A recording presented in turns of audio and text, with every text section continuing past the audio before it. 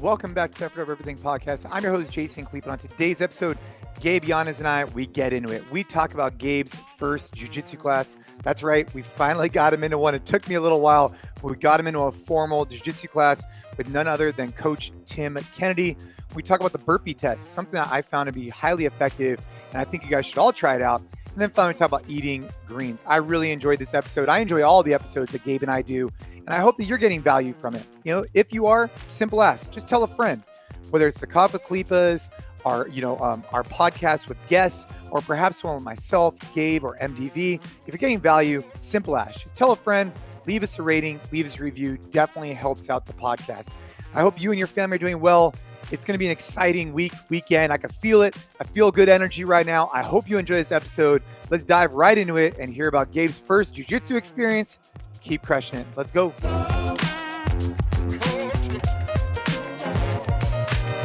You're not.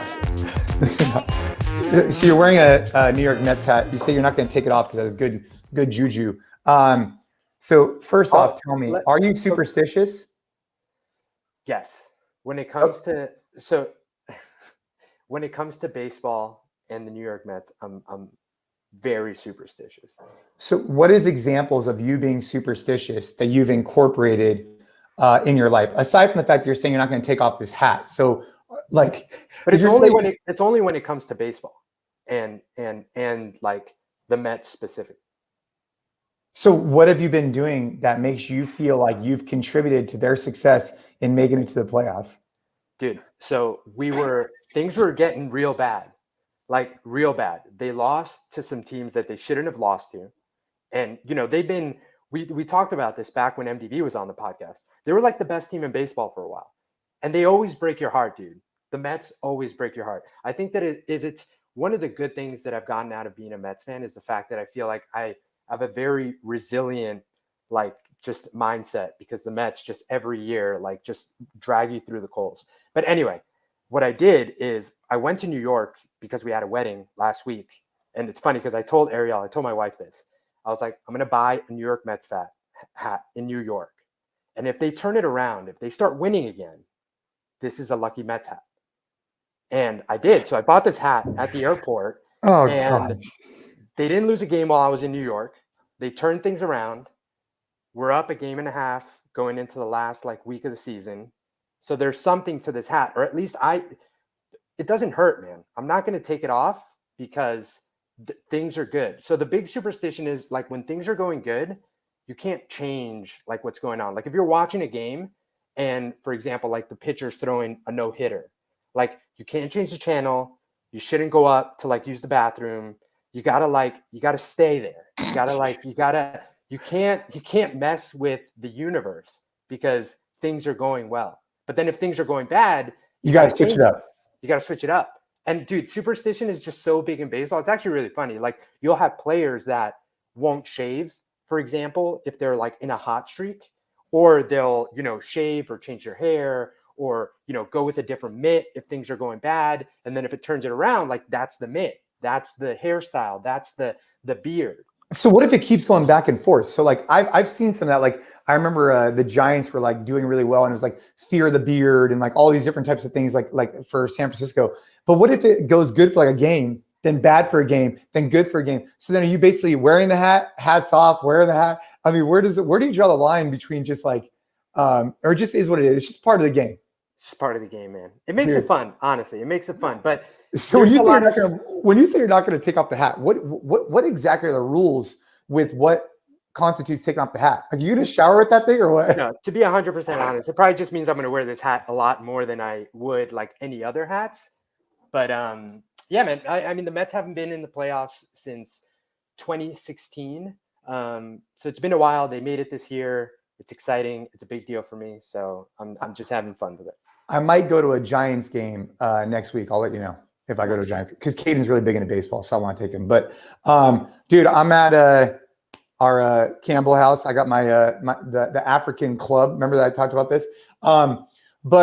Dude, so I just got done doing a great workout. It's coming up here at NCFIT. Actually, the week that this releases, the workout will be coming up that week. It incorporates deadlifts and bar muscle ups. I haven't done bar muscle ups in quite a while. but ramping up for the Rogue Invitational, I wanted to get in some of that type of volume. So yeah, man, anybody wants to try it, it's a 10-minute AMRAP, meaning as many rounds of reps as possible.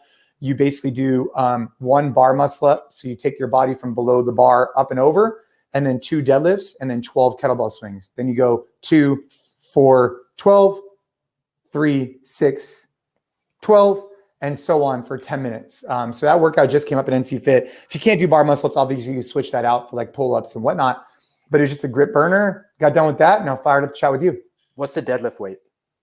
225. And, you know, complimenting Mr. MDV and his thoughts on this. I think I did. So I went out with the impression of I'm going to go double overhand. That was my goal. And then after like a little bit, the deadlifts got really hard. And so I was like, screw it. And so I went to mixed grip. So shame on me, but I started off with double overhand, but dude, there's nothing like, you got to get the score, man. You got to get the score. So I went mixed grip. Well, I feel like when we talk about grip in the deadlift, because I know we've had this discussion with MDD, like I think that there's a time and a place, right? Like I love, and I've been training this way myself, like not only double overhand, but even like no hook grip for as long as I can when I deadlift, because I've actually historically had like a very weak grip. And so I think that, you know, the fallacy is in like starting your warm-up set. Like you have an empty barbell and you're like reverse grip already. Like I think that that's where you're never going to build the grip strength if you do that. But I think that, you know, once you're doing a workout and trying to hit the requisite intensity of that workout, you shouldn't be limited by me not being able to grip this bar anymore, especially if you have bar muscle ups paired with it too. I think that that's a perfectly fine place to go reverse grip and just, you know, kind of get after it. Because it's not like you're going to be able to do anything to really make the grip any easier on the bar muscle up. No, you can't. And then you're also going with a Russian kettlebell swing. So yeah. For anybody who tries that, I finish 7 bar muscle ups, 14 deadlifts, and 12 kettlebell swings. I hit that right on the nose at 10 minutes. But you know, it's interesting. We talk about the grip on the deadlift. So I just got back yesterday from El Paso, Texas. And El Paso is, I didn't realize this. Please excuse my ignorance here. I didn't realize how geographically close it was to Mexico and New Mexico. I had no idea. So I flew into the El Paso airport, and they're basically on the Mexico-U.S. border. And I ended up working there with the Customs and Border Patrol protection. And I took them through a seminar. And part of the seminar, I did this burpee test, which we could talk about. But part of it was also the deadlift. I worked with them on the deadlift. And I encourage them to utilize the double overhand grip, because I think for what they do for a living, being able to grip things, I think is important. But once you got to those heavier weights, of course, if you want to throw on a belt or if you want to do mixed grip, go for it. But we initially start off with the double overhand grip. I then combine that, which I think this was a good idea. I wanted to show them some midline stabilization things. So we talked about a few core concepts, keeping your, you know, low back flat, core tight, midline stabilization. We talked about this idea of like core to extremity when you're doing movements like thruster or whatever, kind of thinking about your big muscle groups and then your smaller ones. And then we finished it off by talking about moving large loads, long distances quickly, and the impact they could have on your fitness. So that was like a kind of like a part of this one seminar. So I had them do an EMOM of 1 minute of deadlifts, like moderate weight, like 5 reps, 1 minute of hollow rock hold, and then 1 minute of squat hold. And the reason why is I wanted to show them that in this like 15-minute EMOM, you can get in some great strength work. You can get in some great core work, kind of resisting that change and working that midline, and then get in some good flexibility and mobility work. So that was part of what we did, which relates to the deadlift conversation here. Moving from the deadlift, but the other movement in this workout you just did, the bar muscle ups, I'm curious, what's the most you've ever done in an unbroken set bar muscle ups? Do you remember? Dude, I want to say that I did a set. There was like a workout. I can't remember if it was like a regional or an open. I think it might have been like maybe it was like, it was some random, but some event. And it was like, if I'm not mistaken, it was like 20 or 30 bar muscle ups, and then you did something else. And so you had to kind of game it. I think the most I've done is somewhere between, I think it's about 25. I think is the most I've done in a row, with like maybe a brief pause at the top. I think no more than 30 for sure I've ever done. I've never done more than 30 in a row. Yeah, that's impressive. That's impressive because obviously you're significantly bigger than me.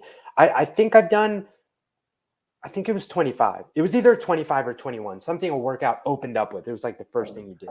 Yeah, yeah. The thing about the bar muscle up compared to the regular ring muscle up is in the ring muscle up, to do 30 in a row on a ring muscle up, it's very difficult. Very difficult. Yeah, I've never done it actually. I think, when we've done 30 muscle ups for time, I think I've gotten like 20 or whatever it is, because you're receiving in such a deep position. You have to control the ring so much. Whereas a bar muscle up, when, not only do you not have this kind of like this object that's moving, but you could also kind of rest on the way down if you want to on your chest as a nice break point. You don't really get that same thing in a ring muscle up. 1 year at the CrossFit Games, there was this event, and it was like, I want to say it was either 30 or 50 muscle ups. It was something like, I think it might have been like 50. It was like 50 muscle ups, but every time you broke, you had to go run 800 meters. I don't know if you remember this event, but it was at the CrossFit Games. And what a lot of people didn't know about that event at the time, and maybe even now, is that when you're on this giant Zeus rig, they call it, it is not the same as doing muscle ups at your home gym on a 10 foot high bar, because the rings have so much more slack. It's so much harder. So much harder. Your body can get out of control so quickly that you need to learn how to basically, you can't have these giant kip positions sometimes, because once you get off, I mean, dude, you get way the hell off. Yeah. Yeah. Big swing. I was there, and I had one more muscle up to go, one more. And I was like, oh shit, I don't know if I'm going to get this one. And so I try and press out, and I thought I had it, but I didn't really have it. And so I fell off without getting the lockout, and I had to go run 800 meters, come back, do one muscle up. It sucked. And that's brutal. Yeah, that was a tough one. I remember experiencing that at Wadapalooza. Wadapalooza had same idea. Yeah, because they had the stage with the rings on that huge beam by the water. And you had the wind coming. Yeah. The wind. And also, at least I remember the year I went, the straps weren't long enough to connect all the way to the top. So they had like chains that would connect the beam to then the strap. And the chains had like a little bit of give. Yeah. Because you almost bounced a little bit on it. And it was sketchy. Yeah. It's those people at home who are watching it and like, oh, I could have gone 30 in a row. And then you see these pro athletes not get 30, and you start asking yourself, I wonder why not? And it's because of things like that, right? They don't take in consideration the bulk of work that happened before them, and or when the rings are, unique. But anyways, yeah. So we did that. One of the things, and you were with me, I was in Austin right before I went to El Paso, and I brought up the burpee test. Remember me talking to the burpee test to Tim? Yeah. So the burpee test is a 10-minute EMOM every minute on the minute, 15 burpees every minute on the minute for 10 minutes. And on the last minute, I like to normally AMRAP it, like as many reps as I can. And it's interesting because I did that burpee test the day after with Tim Kennedy's crew. So we met at this place called Roca, and there was some beasts in the room for sure. But I'm thinking, oh, this is going to be a pretty good burpee test. Man, these guys just smoked it. And so it just goes to show these guys were huge, and they were still able to smoke the burpee test. So for anybody who's thinking about trying it, give the 10-minute EMOM, 15 burpees a minute a try, because these guys were able to smash it. Is that what you guys ended up doing? What else you guys end up doing? No. So when we were out, we were at a sheepdog response, you and I together. I found to be the most like, there's two things that I found to be interesting about Tim, that we have a lot in common. Number one is all the fidget stuff on his table. So like people normally have like fidget spinners, or like in my case, I have this African club that I'm playing with in my hand right now, because I tend to have some attention problems. For him, all these companies send him like badass weapons and knives, and he just has them laid all over the table. So we have that in common. And I don't have those type of knives. And the other thing was, I thought it was interesting. He likes oat milk cappuccinos. So a guy that I thought would never like oat milk, he likes oat milk cappuccinos. So we had one of those the next day. Big oatmeal guys, dude. Yeah, I've softened my stance significantly on oat milk, by the way. No, I know you have, but anyways, I just want to say, so for the workout, we went the next day. So I rolled with him that night, and you actually went on the mats, and that was a good night to go. Boy, oh boy, Tim, I don't know. You probably didn't see it because you were rolling, but he punished me pretty good. Did you roll during the class or just that little bit afterwards? No, during the class. Oh yeah, no, I didn't watch it. I was I was like trying not to. Yeah. So I rolled with this one guy and I had a good roll or whatever. And then I rolled with Tim, and dude, man, he got me in mount, but he took my arms and he put them over my head. And like, I'm just sitting there with like Tim's like basically ass in my face, just sitting on me. And my arms are up here. I'm just like, son of a bitch. And that whole time I'm thinking to myself, I will not tap to his pressure is what I was thinking to myself, right? I am not going to tap just because he's sitting on my face. I refuse to do that. But dude, he was doing it for a while. And I was like, son of a bitch. I was like, I hope he goes for a submission because I don't know how much longer I'm going to be able to handle this. He ended up going for a submission and got me. But we'd rolled then. And then the next day we went to Roca and I got to roll with his crew. We did some wrestling technique and then we did that burpee test. Nice. Yeah, there's levels to it, right? Oh, 100%, man. Oh, yeah. I'm glad you jumped in, man. Shout out to Gabe Yanis for jumping in on his first official gi jiu-jitsu class. It was fun, man. It was fun. I thought, so Tim Kennedy coached the class, and I thought that he's excellent, right? He did a really good job. Yeah, really good job. And I thought that, because I got paired up with, he was one of the instructors there, instructor of the kids' classes, but obviously someone that, knows a little bit, not just about the sport, but about teaching. And it was really cool how much that person, and man, I'm really embarrassed because I don't remember his name. But just how much while we were drilling, he took the extra time and attention to, be really patient with me because it was my first time. It was literally my first time. Like I had taken the sheepdog course before, right. But the sheepdog course was like more, first of all, it was no gi, but it was also more like, in real life scenario stuff. And it was completely different than what we did during class. And I was, couldn't be more fish out of water than that. But really appreciated, kind of how open people are and kind of understanding to, someone new jumping in. And I feel like he could have easily, been maybe like annoyed or felt like he wasn't getting the most of his session because he was paired up with someone that, honestly, like didn't even know, what an arm grab or an arm pull was, which Tim was like, everyone knows that, right? Because you need to know that to work on what we're going to work on today. Yeah, he was talking about arm drag. Everybody knows an arm drag. And And I was like, no, but I'm sure I can figure it out.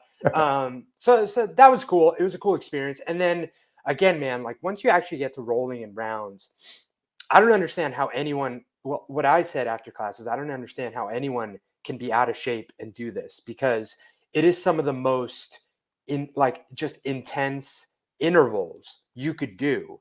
But I think there's two caveats there. One, and I didn't notice this because I was so just into what we were doing. And during the rest, my hands were on my knees and I was looking at the mat, trying to get my head straight. But a lot of people had sat out because, and the reason I noticed that a lot of people had sat out during the rounds we were doing is because someone actually came up to me after class and they were like, that was your first class? And I was like, yeah. And he was like, wow, you have really impressive cardio. And the reason he said that was because someone, at least he did, noticed that I never sat out. I was the whole time we were doing the rounds, I was rolling with someone. And apparently that isn't usually the case for someone that's new because it is so exhausting. So at least I didn't realize that either because I was in on all the rounds as well. So I wasn't paying attention. Yeah. Yeah. So apparently a lot of people they got to take a break every now and then. So that made me feel a little bit better. But anyway, I think the second part, and I told you this, the one thing that I've learned about, BJJ specifically is people that know what they're doing, they can work in rest into what they're doing, especially if they're doing it against me. Because I literally, my goal when we're doing this is I know I should be on top. That seems like a better position than being on the bottom. So that's kind of the only goal in my head that I have to work towards is okay, let me try and get on top. And then the other goal in my head, I mean, I know that there are submissions, but I don't know what the submissions are. So I guess I'm kind of trying to choke somebody, but that opportunity never really arises because people know what they're doing. Right.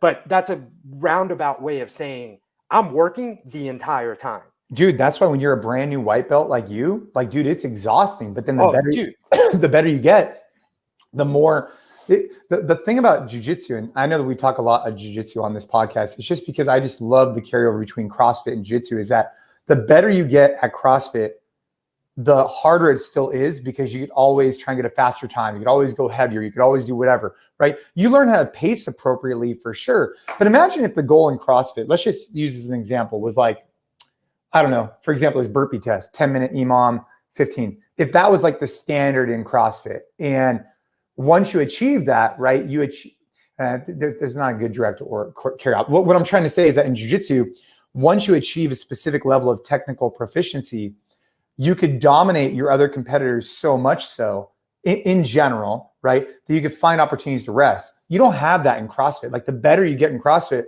the more you still need to push. Whereas in jiu-jitsu, it actually encourages you, the better you get in your technique, the less you have to focus on your strength conditioning, which is, it's interesting, because the people that do both obviously thrive naturally. Yeah. I mean, there were plenty of times where, like, especially with, even though they were white belts, but like bigger guys, like, there were times where I would be on bottom where I'm still squeezing and thrashing like as hard as I can. Yeah, and I can tell that the person he's just there, yeah, you know, like kind of waiting for his opportunity to then, you know, grab my arm or whatever. But yeah, man, like it was funny. So we were done. How long would you say that we rolled for? It was a 90-minute class, but how long were like the rounds? So if I'm not mistaken, just for clarity's sake, first off, Kim coached the class because Giancarlo, who won the ADCC, was scheduled to coach that night, and Tim stepped in and coached for him, and then sent him and his wife out to dinner, which I thought was a super cool, generous thing that the jiu-jitsu gym did and Tim Kennedy did for them. So then Tim was coaching. He took us through a warm-up. He took us through Russian Thai and entering it from either he taught us the Russian Thai. And then after that, we then worked on, if I'm not mistaken, I think we went from the Russian Thai with a single leg or something like that. And we went from positions. We did 3 minutes. One person had the position. Then you just start rolling. 3 minutes, another person. We did that for 3 or 4 rounds. So I think it's like 6, 12, 18, like 18 minutes of rolling, give or take. Okay. It felt like an eternity. But Yeah. when we were done, I was like, you know, it was akin to like doing an assault bike intervals, which we used to do. I remember we used to do anaerobic intervals every Friday back in the day when I was back in New York, kind of training for the sport. So if anyone knows the kind of feeling you get after a workout like that. That's how you felt. Oh yeah. Yeah. I was like metallic mouth feel, like really lightheaded. Oh yeah, dude. Yeah. See, I mean, if you that's think, super interesting to me, right? Because if you think about it, it was 3 minutes of like go, and then like a short enough rest to like go again, and then doing that however many times you said we did. It all blurred by the end. So that's really interesting. Yeah. You want to know why that's interesting? Is like when I was going with Tim, I felt the way you're talking about, right? Like I was giving it 100%, and he just happened to get me in good position, or not happen. He did get me into good positions, but I felt that same thing, right? And in that case, you know, you're getting smothered. He was doing a really good job just like putting his hand in my mouth, like my face and my nose, so I couldn't breathe. And that's why I felt that kind of like moment of panic, like almost what you get in an assault. But then I had other opportunities, other people, I was able to calm myself down because I was more technically proficient than them. And so that's really interesting. So you felt that way for each one of the whole class, basically. Yeah. Yeah. And then, hey, are you sore? Were you sore? My neck was a little sore the next day. Like my upper back neck was like, it felt like what you feel after doing like high volume deadlifts, but instead of your low back, it was like my high back, but the same feeling, just like not terrible, but definitely like it did some work, but I didn't feel bad. But the drive home was rough, dude. So it was like oh yeah, like an hour drive, right? It's like an hour 15. And to give people a little bit of context, like we go to bed pretty early at the house. Like usually, you know, we're out for farm tours early. I've been taking some night classes at the University of Texas, Austin, that usually end around like 8:39.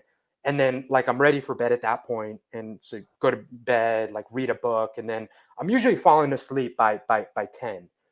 So this class we took started at 7 and went to 8:30. So already like I'm working out at high intensity at a time where like my body, like I always work out in the morning. My workout time is 8 a.m. Could you not sleep? No. I mean, I slept like a baby actually, but it was the drive home. So first thing I did was I stopped at a gas station and bought 2 big Gatorades and a bag of Raisinets because I just needed sugar. I needed to like level myself out. Dude, I just needed carbs. Like I just needed like sugar to get me from Austin to Seguin in one piece. And so I'm downing my Gatorade, I'm eating my Raisinets in the car, I'm feeling better, like, you know, I'm good. Yeah. For like first 45 minutes. And dude, the last 30 minutes, like I was about to pull over. I was like, I was sleepy. Like it was bad, man. I was so tired. So white. You think what happened is your body like had this like huge rush at jiu-jitsu. Then you had to replenish its, you know, glycogen storage, blood glucose, whatever. And so you replenish it with the Raisinets and the Gatorade. And then what? You think it utilized all of it, and then Oh yeah. Well, what I was trying to do, at least based off what I know, is to like, because you're kind of riding a roller coaster and you're hitting this peak. Because like you finished. We were talking after class, like even though it was hard, like endorphins are high, like you're so pumped up, you're amped, you're talking about your experience with shooting the shit. Like I was like, I knew I was gonna crash, but I was like, how can I keep this high for as long as possible to get me to my bed? So that's why I drank the Gatorade and I had all the sugar, and it was great for the first 45 minutes. I called Ariel, I told her how it went. I was listening to podcasts. I was like, it was all good. But the thing is, you can only delay that like knock for so long. So 45 minutes in, like it crashed, and it crashed hard. And I was like, dude, I still got another 30 minutes here. But I made it home. I had some water. It was all good. But yeah, I hadn't felt that. I hadn't felt that messed up in a little bit, mostly because even when I do intense training, I'm doing it earlier in the day, and then afterwards I'm having like a balanced meal and the sun is still out, like all things that kind of keep you going. It was like the perfect storm of like training I don't usually do, high intensity, late in the day, and then having to like sit there on, just in your car.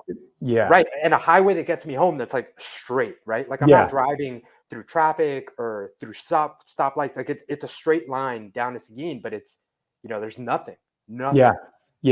I left the gym. We went back to Tim's house, took a quick shower, and then went to dinner, which was great. The next day I woke up and I went to Roca and I trained with some really impressive individuals. And then I flew out to El Paso. But, my time in Texas was amazing. It was great to see you, and shout out to you for going out there and doing the class. Basically how it went for anybody listening, just to kind of, again, I like to give credit where credit's due. We're sitting in the office. We're talking through some things we want to work with Sheepdog Response, which is one of Tim Kenney's companies.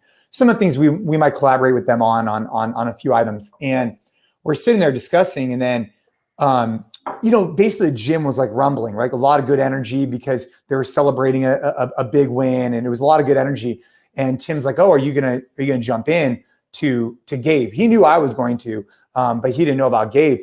And Gabe's like, "Sure." And it was just like, once he said that, I was like, "Oh boy, here we go." And I was thinking to myself, "Oh, Gabe, you don't have a gi, you don't have whatever." And then Tim's like, "Oh, I got an extra one for you." I was like, "Oh, well, you're screwed, Gabe." So, but kudos to you, man, for jumping in and making that happen. And it's really interesting for me to hear the correlation between, CrossFit, strength conditioning stuff, and then the mats and, the carryover between the two. I think that, anyways, obviously I'm a big fan of both. I think they're both incredibly powerful. Yeah, it was fun, man. It was a fun experience. I wish I were at a point where getting into it was a little bit more convenient for me. I'm sure at some point it will be, but right now there's nothing close enough, and schedule's kind of crazy. But it's definitely something that's piqued my interest, mostly because I hate being that bad at something. Not that bad. That sounds a lot more dramatic, but it seems like something that the more that I've kind of dipped my toe in, like you should be competent in. I think that there's a lot to the body control of it. There's a lot to obviously the like real world applications of it. And there's a lot to this like combination of not just brute strength and power, but also like being able to like think while you're doing that. That I think is, I get why it's so appealing for people. Yeah. It's it's the crazy thing is, so the day after I went to so I was doing the event at the Border Patrol, and after I put on my seminar, they had an open mat session basically, where they had a class, and I was able to participate in the class. It was a really great experience. But it's really interesting because there is a big barrier, even for people who are in different LEO, different part. Like it's tough to go and do jiu-jitsu. But once you do it for like 6 months and you start feeling the benefits that you have, especially even if like if you have a little bit of skill against someone who has no skill, you'd be shocked at what you can do with just a little bit of skill. It's like when you learned how to use a tourniquet at Sheepdog Response. It's like it's not rocket science, but once you learn those skills, you're far superior than someone who doesn't have those skills at all. So it's cool that you took your first class. Hopefully we can get you in for more classes as we start working more with those guys. For sure, man. I don't know if there's anything on the training or nutrition front that you wanted to talk about. Well, I think it would be interesting. So for me, I put on a seminar. I've been doing these a little bit, but in this particular case, I broke it into 3 sections. I thought I'd just share. The first section was this burpee test. And the reason why I did it, and I did it with the group, is to show them how pacing is so important and how racing the clock can be such an important factor.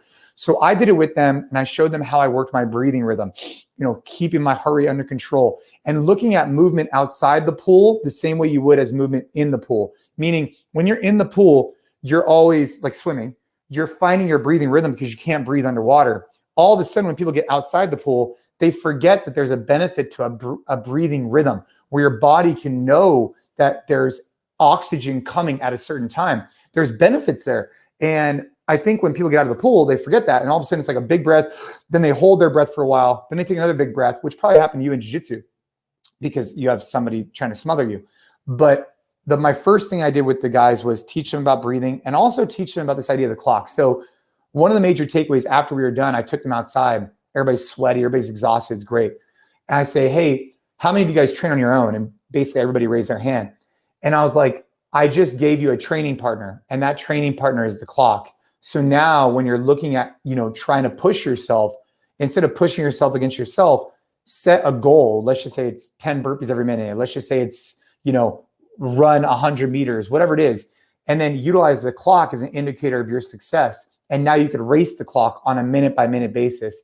And so that was the first initial takeaway that I feel like I wanted to share on this podcast, because I feel like a lot of people might train on their own. And if you're not utilizing EMOMs or AMRAPs and utilizing the clock as an indicator of your like push factor, I think you're missing out on something special.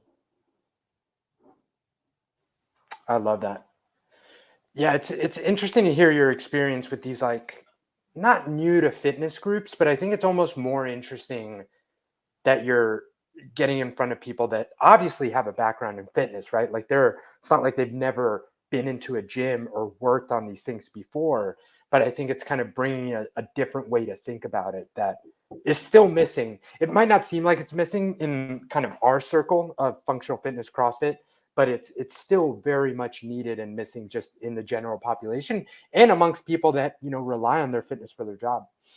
For sure. I mean, when I was out there, one of the big things I was thinking about is like, how do I take the last 20 years, of me being in the fitness space and give them the cliff notes? Like, dude, I want these guys to cheat as much as possible on their fitness. Meaning like, this is what you do for a living, right? You're trying to protect the border. I want to give you the best cheat codes I can to help elevate you 10% more. So if I could pull in threads of, for example, teaching them what the reverse hyper is, or teaching them how to warm up more effectively, or teaching them how to analyze a workout better and incorporate more muscle groups to get more bang for your buck. Those are the type of cliff notes I was trying to share with them. And overall, I thought it was really receptive. And I think there's a lot of bang for your buck in thinking through those 3 things I talked about earlier. Like, how do I engage my core and maintain a better midline? How do I really focus on this idea of core to extremity in any movement I'm doing, right? Because if I'm not utilizing that universal rule, I might be burning out my arms doing a snatch instead of using my hips. And then finally is this idea of moving your body through a long range of motion or moving an external object. So those are some big takeaways too. Nice, man. Are you talking to these groups at all about nutrition? Where do you think they're they're, they're obviously at a certain place in terms of fitness, but where do you think they are in terms of the fuel they're putting in their body? Nutrition got brought up. We talked a little bit about I'm sure some you of the get things questions. yeah, I mean, I explained to them, they asked me what supplements I use. I currently am not taking any supplements. That's always the question, right? That's Yeah. always the question.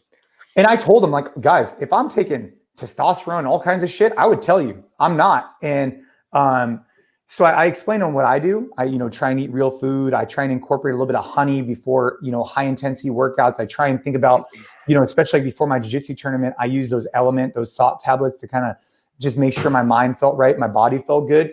But as far as like nutrition was concerned, I just kind of kept it pretty baseline. I'd like to have a better solution for them. And I think you and we should talk more about that, because just telling people to eat real food, then they asked about fasting. I said, yeah, I've tried fasting. I've tried eating just meat. I've tried this, I've tried that.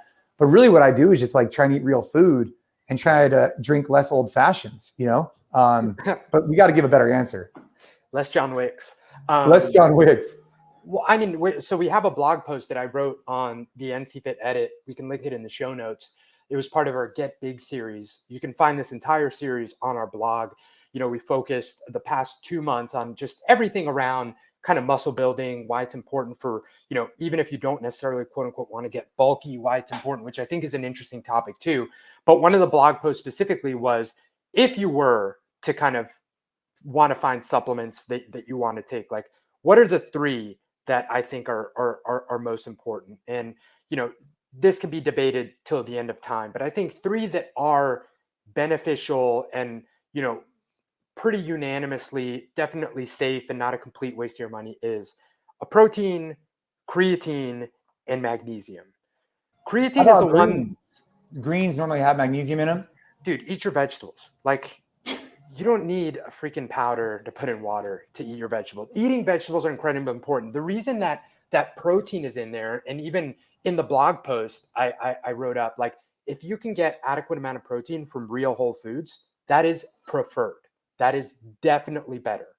But I think that what's tough for some people is the convenience, and also like the how quickly can I sit down and have, like, a steak or a piece of chicken or, a nice fillet of salmon after my workout. So in that case, having a protein shake and getting, that into your body relatively after your workout is a good way to not have your blood sugar spike. It's a good way to kind of get recovery going, and a good way just to hit your overall protein number for the day, something that most people fall under.